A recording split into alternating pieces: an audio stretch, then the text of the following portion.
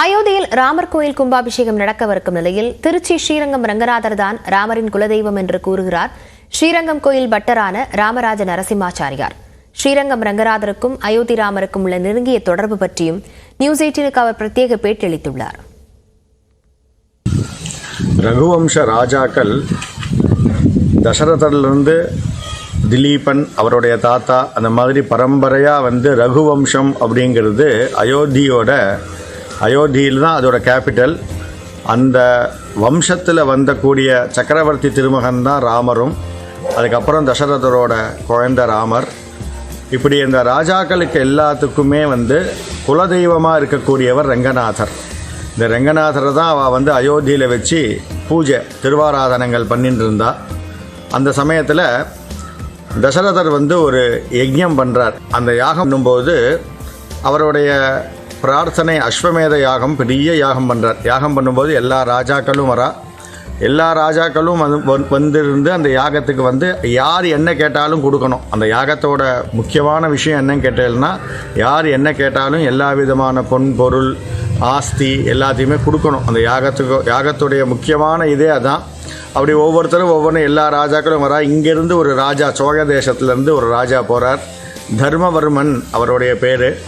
அவர் என்ன கேட்குறார் அப்படின்னு கேட்டேன்னா, இந்த ரங்கநாதரை எங்கிட்ட கொடு அப்படின்னு சொல்லி கேட்குறார் தசரதர்கிட்ட. ஏன்னா குலதெய்வமாச்சே, இக்ஷ்வாகு குல தனம் அது, அதனால் அதை கொடுக்க மாட்டேன், அந்த பெருமாளை மட்டும் கொடுக்க மாட்டேன், மிச்சம் நீ என்ன வேணால் எடுத்துக்கோ அப்படிங்கிறார். ஆனால் அவருக்கு மனசு ஒப்பலை. அவர் இங்கே இந்த காவேரி கரைக்கு தபஸ் பண்ணுறார் பெருமாளை நோக்கி. எனக்கு இந்த ரங்கநாதர் எனக்கு திருப்பி கிடைக்கணும் அப்படின்னு சொல்லி இங்கே தபஸ் பண்ணின்னு இருக்கார். அதுக்கப்புறம் அங்கே நடக்கக்கூடிய விஷயங்கள் எல்லாம் உங்களுக்கு தெரியும். அந்த லங்கைக்கு போகிற வழியில் இந்த தர்மவர்மன் இங்கே தபஸ் பண்ணிட்டு இருக்காரு நடுவில். இந்த தர்மவர்மனுக்காக என்ன பண்ணுறாரு கேட்டேன்னா, பெருமாள் ஒரு திருவிளையாடல், இந்த பொன்னிசூழ் திருவரங்கம் சொல்லுவோம், காவேரி கொள்ளிடம் இது ரெண்டுமே நடுவில் இந்த இடத்துல தான் தபஸ் பண்ணிட்டு இருக்கார் தர்மவர்மன்.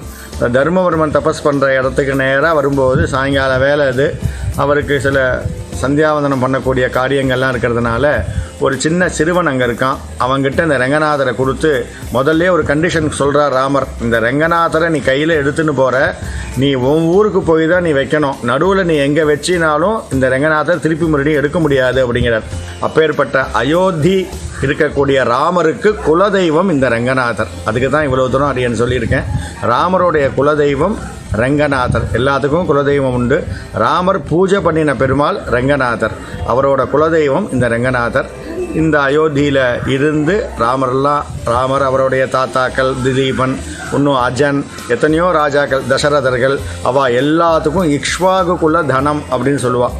அவளுடைய தனமே ரங்கநாதர் தான். இந்த ரங்கநாதரையும் தாயாரையும் தான் அவள் பூஜை பண்ணி ஆராதனை பண்ணிட்டு இருந்தான்.